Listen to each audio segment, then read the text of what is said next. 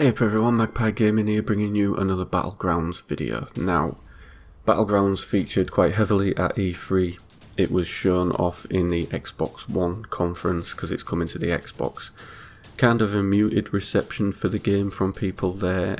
I'm not sure how well this game is going to translate over to the consoles, but on the PC at the moment, even though it is an unfinished game, it's still in early access, it's doing amazingly well. The creator Brendan Green was there and he said that they've now shipped in excess of 3 million copies just on Steam alone, which is, you know, that's the kind of movement of games that you would expect from a AAA title. So this is doing amazingly well, and I'm really glad for the guy because it's quite a genuine game. You know, they're very open with what's happening with the game. They've said that there are issues with the server lag.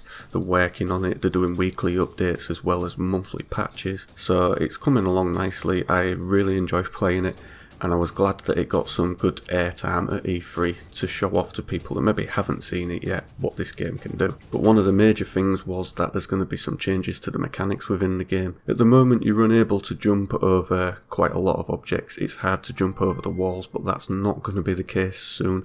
You're going to be able to jump over walls quite easily. You're going to be able to vault over things such as car bonnets and furniture within the houses, and you're going to be able to jump through windows. Now those mechanics alone, which might sound like, you know, everyday things in a lot of other games, haven't been in Battlegrounds, but those are going to drastically change the kind of action that you get within the game at the moment. Right now you know that a player that's on the other side of the wall is stuck on that side of the wall, and you basically work out your combat with that mechanic in place, but now that person's going to be able to jump over a wall. It's really going to change the action. I think it's going to change it for the better as well. It's going to be a lot more intense urban fighting with that in mind. Now we're also going to be getting some weather effects. At the moment you get to see the sunshine or you get the grey clouds and the rain, and those are the two things that you get. Apparently they've done a bit of work on those two. And you're now also going to get fog, and there's going to be a sunset kind of environment added to the game. So that'll change things up. It's going to make it a little bit maybe harder to see people, possibly harder for snipers to get hold of people through the scopes, especially if it's going to be a little bit darker. You're going to be able to blend in a little bit more camouflage there, so that's good. There's also the two new maps, and we knew that one of them was going to be a large one and one was going to be a smaller one.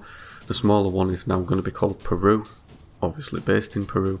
And the other one is a cosmodrome that's near the Adriatic Sea. That's going to be the same size as the current map that we have right now. It also said that there's going to be a new weapon coming, that is the OTS-14 Groza, which is an SMG. And it's a lot like the Vector. It's a very close range weapon for shredding people.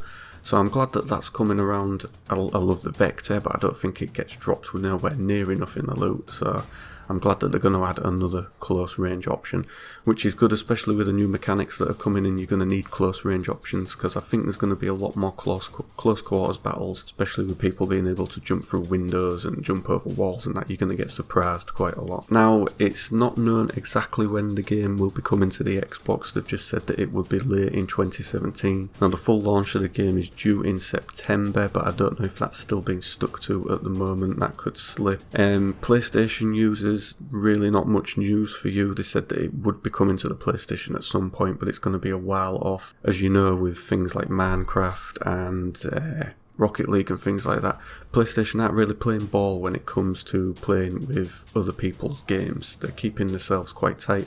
Certification process is still very rigorous, you know, they're not slackening it off at all. So it could be a while before this appears on the PlayStation, to be fair. But they did say that on the Xbox One X it will support 4K resolution, which is good. It supports it already on the PC, so it's good that that's going to be coming to the Xbox. So overall it's good news about the game. Now there was an update for the game last week. I know that I usually put a video out about the updates, but this update was very small and I didn't notice it until the last minute, and I thought, well, it's probably a little bit late to go mentioning it right now. But the main highlight from this update was that they'd improved the physics engine performance on the game servers, and they had changed some issues with the way large data is sent. Now, for me and the couple of games that I've managed to play since the update, it did seem a lot smoother.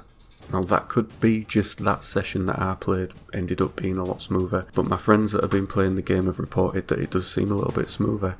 So that's definitely a step in the right direction. And other than that and some rendering physics changing, not much changed in the game, so it wouldn't really be worthy of doing an update video for that. There should be an update this week. There's no news of that on their website at the moment. But yeah, this patch, or update as you want to call it, was definitely a step in the right direction. And that is pretty much all the PlayerUnknown's Battlegrounds video news I have for you today. So, as always, thank you very much for watching and listening. Don't forget to like, share and subscribe, and I'll catch you in the next one. Take care.